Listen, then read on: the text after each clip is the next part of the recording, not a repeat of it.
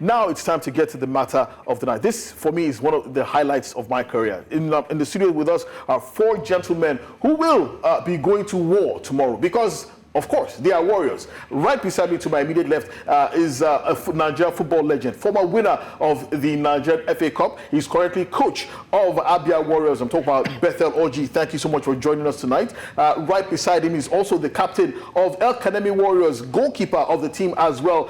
George Abine joins us tonight. Thank you so much. And of course, the captain of Abia Warriors, Augustine Njoku. He's a right full back with the team. Thank you so much for joining us. And also another gentleman who, if you're a big follower of Nigerian football, you know quite well, Aliyu Zubero, who is the coach of El-Kanemi Warriors. He's also celebrating bringing this team back from the NNL into the Nigeria Professional Football League. Well, they'll be rubbing shoulders with the big boys tomorrow.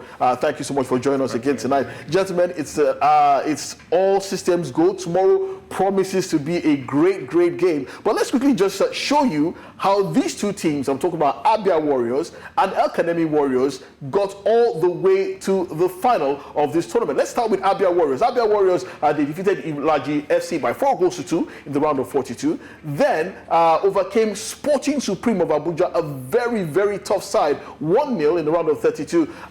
Then they played out a 1-1 draw with Kwara United in the round of 16 before finally winning that 4-3 on penalties. In the quarterfinals, they saw Sokoto United 2-1. Then the semi-finals. Now, everybody thought that this was a game that would go one way, but Abia Warriors had other ideas, winning that game 1-0. Penalties, I think. Yeah, I think it was 1-1. It was penalties. It was penalties. It was 0-0. 0-0, yeah. Ended on penalties. So that was, if you can put that back on the screen by my director so that we can see that. But congratulations, Coach Bethel Orji. Was a tough way getting to. But in all these matches that we see, Ilaji FC, Sporting Supreme, Kwara United, Sokoto United, Kano Pillars, which was the toughest game for you getting to this? Well, our toughest game for the match was Kano Pillars. Kano Pillars. And everybody actually believed that Kano Pillars, being the bigger team, the more illustrious team, that they were going to win this one. But obviously, you had better ideas. But how did you manage to overcome the expectations of, do I say, the press, the crowds, and everybody who expected that Kano Pillars would win it? If you go through the record, you find out this year that we defeated Kano Pillars both home and away. And we know how they play. We now played against them with what they have, and we subdued them. Okay, I think that's very simple, very easy, very poor put. But Captain Augustine Njoku, yourself, I want to ask you on the pitch. Obviously, you battled against some of these teams. Which was the toughest game for you? We'll probably go with the coach. Kano Pillars, I think, was the toughest game. Why was it the toughest game? Because, they are equally in the league with us, playing against them, and they are a team that love to keep the ball, passing the ball around. So, in football, when you are chasing the ball, you get more tired rather than when you are using the ball. So that's why I said they are more the toughest team I think we played against, and coming to the... You're a right fullback, actually, and obviously you also came up against one of the, a lot of people say Nigerian football legend. I'm talking about Rabiu Ali, who everybody knows as well. Fantastic player. Pele, the uncrowned king of Kano. Everybody calls him that. But in your opinion, what is it like facing a man of such aura? Well, talking about Rabiu Ali Pele, he's a good player. Talking about him, he's a very good player.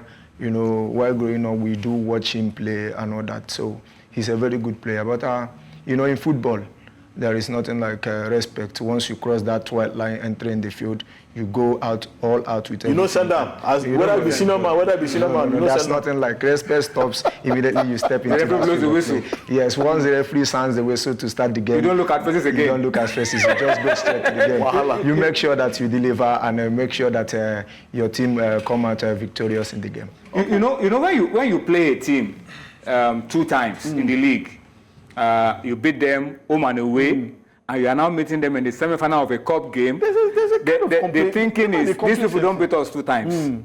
This one, we no go agree. So that will make that game a lot more difficult than any other one. So I understand why Austin and Coach Bethel are saying that Kano Pillars game was the toughest game, because Pillars will be coming into that game with the mindset that, look, 3 times you have beaten us. You have beaten us 2 times. We want to beat you this one. But Well, luckily they got the win through penalties. Okay. So I can expect that will be a tough game for them. Okay, well, let's talk about El-Kanemi Warriors as well, the mighty team from northeast Nigeria as well. They are back in the Nigeria Professional Football League. They've had a wonderful year, qualifying back to the NPFL, getting to the FA Cup final as well. And who knows, they might crown it with a ticket to the CAF Confederations Cup. But this is how they made it to the final, defeating Adanimogo FC 2-0, beating Gombe United. I think it was a walkover. Yes, the game was a walkover. Yeah, Gombe forfeited that game 3-0.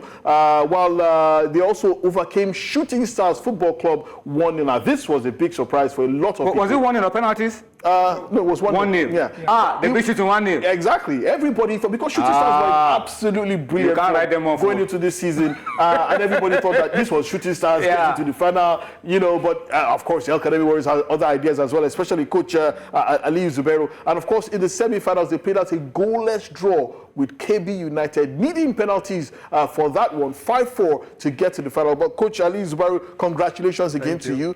You've had a wonderful season so far, qualifying for the NNL, also getting to the final of the President Federation Cup. What would it mean for you if you crowned this season with silverware, winning the CAF the President Confederations Cup?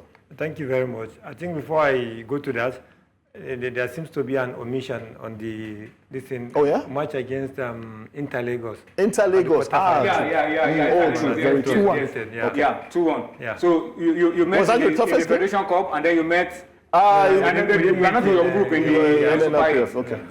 Yeah. Well, about your question, I think anybody that knows El-Kanemi will agree with me that the trademark they had as a team previously, I think, was all through the Federation Cup. Two-time champions. Yes, back-to-back, 91 and 92. Yes. So the people of Borno State, they've been clamoring for that, even though they've been off and on the Premiership.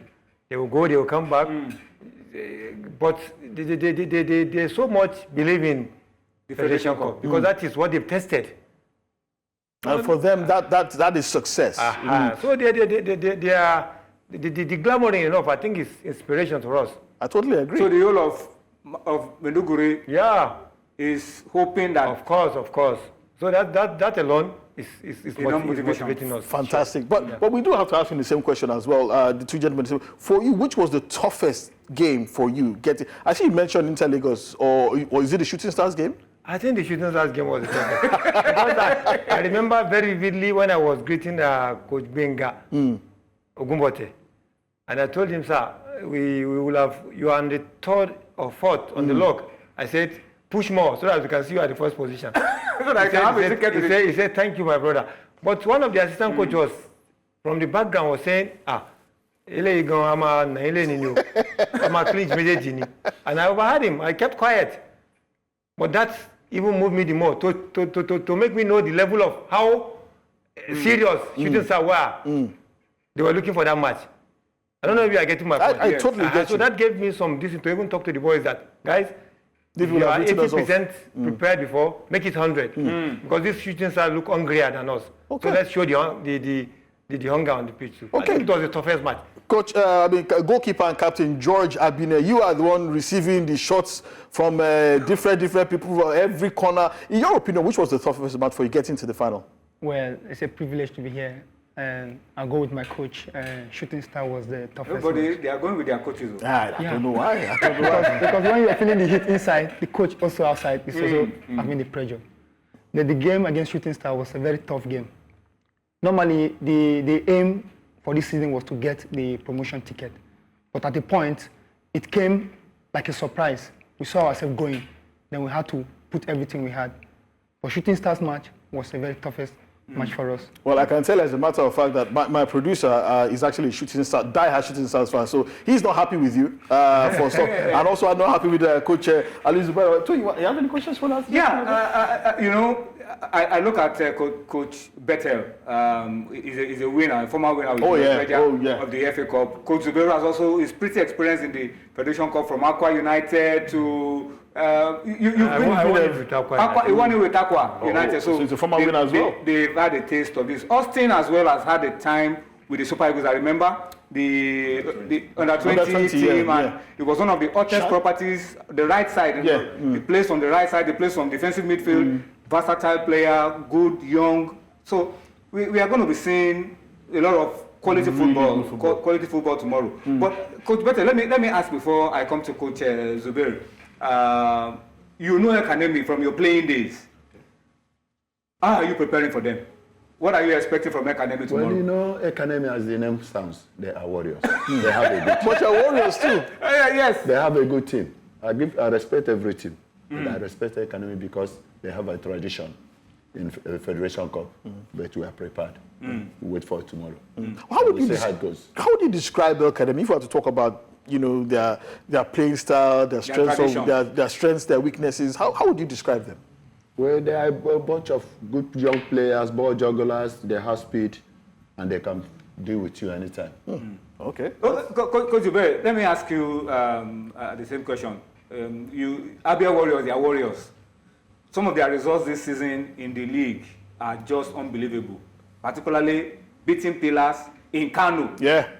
It's a lot of kudos to beat Pillars in Kano.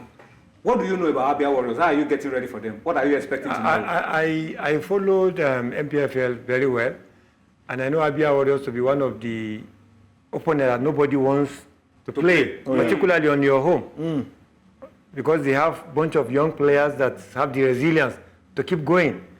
And I even had the opportunity of watching their last match with Doma in Gombe. I think I saw a team that is pushing very well. So they are a side that I respect a lot. And they have, this season they have had a good stability at the beginning of the season. But in between, at one time, maybe they dropped points at home, or I can't remember, but they had some setback. But later they picked up again. But they are a very good side, very, very good side. Yeah. So how would you describe your team? We've talked about the position now.